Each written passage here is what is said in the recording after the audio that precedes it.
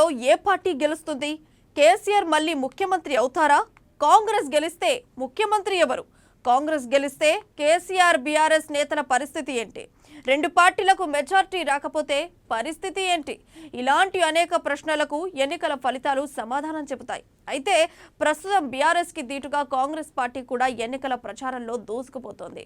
అధికారం తమదేనని, కారు గ్యారేజీకి వెళ్లే సమయం ఆసన్నమైందని ప్రజల్లో బలమైన ప్రచారం చేస్తోంది.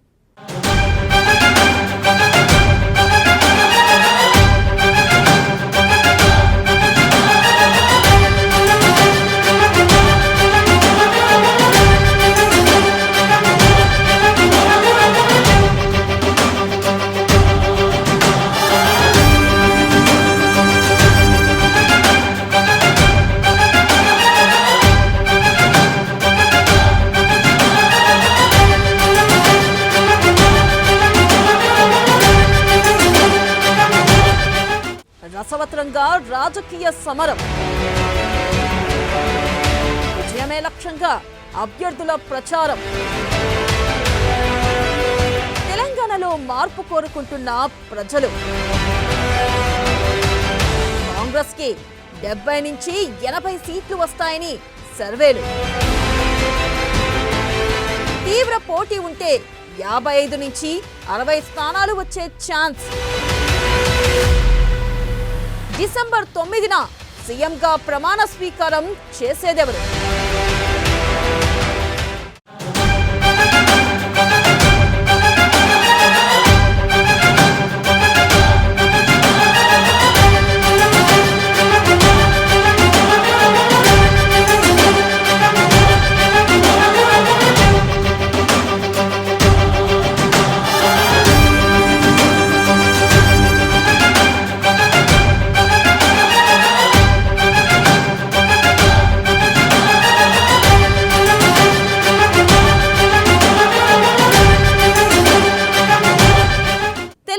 వ్యాప్తంగా ఎన్నికల కోలాహలం ఊపందుకుంటుంది.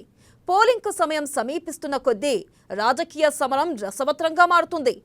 అభ్యర్థులంతా విజయమే లక్ష్యంగా విస్తృత ప్రచారాన్ని నిర్వహిస్తున్నారు. ఓటర్లలో పట్టు కోసం విశ్వ ప్రయత్నాలు చేస్తున్నారు. ఎవరికి వారు ప్రచారంలో దూసుకెళ్తూ ఉండడంతో విజయం ఎవరిదనే అంశంపై పలు చోట్ల అంతుచిక్కని పరిస్థితి నెలకొంది.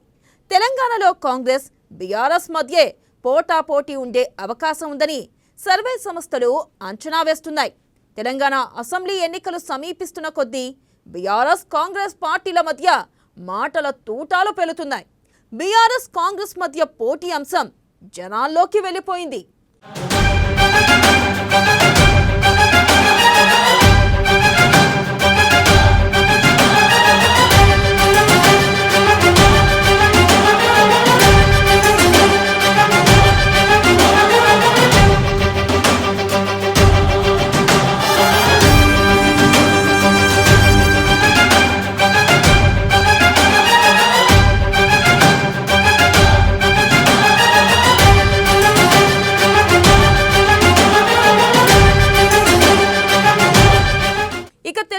కాంగ్రెస్ అధ్యక్షుడు రేవంత్ రెడ్డి బీఆర్ఎస్ పై దూకుడుగా వ్యవహరిస్తున్నారు. బీఆర్ఎస్ వ్యూహాలను కట్టడి చేసే విధంగా ఎప్పటికప్పుడు వ్యూహాలు రచిస్తున్నారు.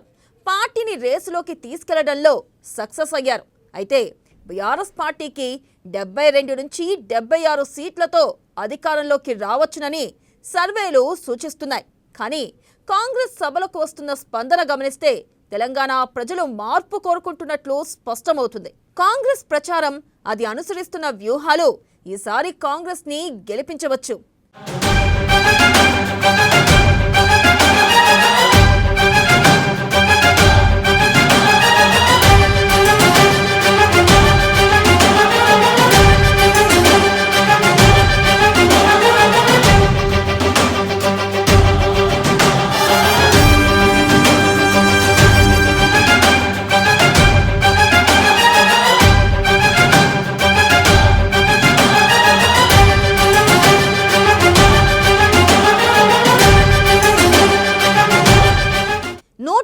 స్థానాల్లో కాంగ్రెస్ 75 నుంచి 80 సీట్లు గెలుచుకుని పూర్తి మెజార్టీతో అధికారంలోకి రావచ్చు.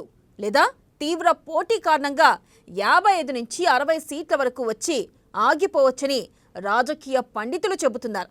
అదే కనుక జరిగితే కాంగ్రెస్ ఎమ్మెల్యేలు బీఆర్ఎస్ పార్టీలోకి వెళ్లిపోతారని ఆ పార్టీ సీనియర్ నేత కోమిటిరెడ్డి వెంకటరెడ్డి ముందే జోస్యం చెప్పారు.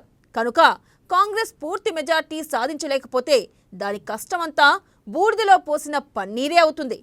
బీఆర్ఎస్తో ఇంత పోరాటం చేసి చివరికి దానినే మళ్లీ అధికారంలోకి తెచ్చినట్లవుతుంది.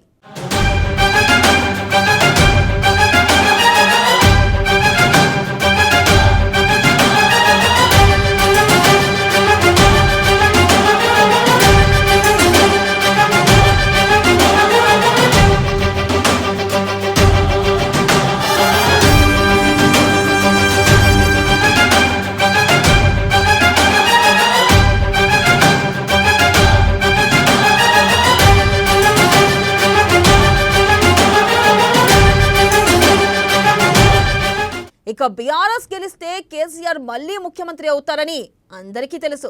కానీ కాంగ్రెస్లో అరడజను మంది ఆ పదవికి పోటీ పడుతున్నారు. కనుక కాంగ్రెస్ గెలిస్తే ముఖ్యమంత్రి ఎవరు అంటే తెలంగాణలో ఇక ఎన్నటికీ కోలుకోలేదనుకున్న కాంగ్రెస్ పార్టీని అధికారంలోకి తీసుకొచ్చినందుకు గాను కాంగ్రెస్ అధిష్టానం రేవంత్ రెడ్డిని సీఎంగా చేయవచ్చు.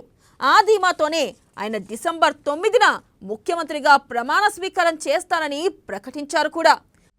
లాల్ బహదూర్ స్టేడియం కి ఉదయం 10:30 గంటలకు ప్రమాణ స్వీకారానికి మీరందరూ రావాలి.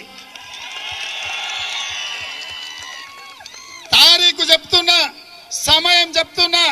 మిత్రులారా, మళ్ళా నన్ను విలువలే, నిన్ను విలువలే, ప్రసాద్ అన్న నాకు చెప్పలే అని ఎవరు అనొద్దు. అందరి తరఫున కాంగ్రెస్ పార్టీ అధ్యక్షుడిగా మల్లికార్జున్ ఖర్గే, సోనియా గాంధీ గారి ప్రతినిధిగా డిసెంబర్ 9, 2023 ఉదయం 10:30 గంటలకు ఇందిరమ్మ రాజ్యం 6 గ్యారెంటీల మీద తొలి సంతకం పెడుతుంది. 100 రోజుల్లో ఈ పథకాలను అమలు చేస్తా. ఒకవేళ బీఆర్ఎస్ మళ్లీ అధికారంలోకి వస్తే బీఆర్ఎస్ నేతలందరూ యథాతథంగా పనిచేసుకుంటారు. కానీ బీఆర్ఎస్ ఓడిపోతే, అధికారంలోకి రాలేకపోతే ఎమ్మెల్యేలలో కొందరు కాంగ్రెస్లో చేరిపోవచ్చు. మిగిలిన వారు ప్రతిపక్ష బెంచీలకు షిఫ్ట్ అవుతారు. కేసీఆర్ ఓటమిని జీర్ణించుకోవడం చాలా కష్టమే. పైగా ఈ ఎన్నికల ఫలితాలు ఆయన జాతీయ రాజకీయ ప్రవేశంపై కూడా ప్రభావం పడుతుంది. అయినప్పటికీ కేసీఆర్ తనకు లభించే ఖాళీ సమయాన్ని వినియోగించుకుని జాతీయ రాజకీయాల్లో ప్రవేశించేందుకు గట్టి ప్రయత్నాలు చేయడం ఖాయమే. ముందుగా తెలంగాణ, మహారాష్ట్రలలో వీలైనన్ని ఎక్కువ ఎంపీ సీట్లు సాధించుకునేందుకు గట్టిగా ప్రయత్నిస్తారు. లోక్సభ ఎన్నికల ఫలితాల తర్వాత తన పార్టీ పరిస్థితి, కాంగ్రెస్, బీజేపీల పరిస్థితిని బట్టి ఏదో ఓ కూటమితో చేతులు కలపవచ్చు. ఏపీలో జగన్ కూడా ఇదే ఫార్ములా ఫాలో అయిపోవచ్చు. మొత్తం మీద తెలంగాణలో కాంగ్రెస్ అధికారంలోకి వస్తుందని ప్రతి ఒక్కరూ చెబుతున్నారు. మరి ఓటరు ఏం తీర్పు చెబుతారో చూడాలి.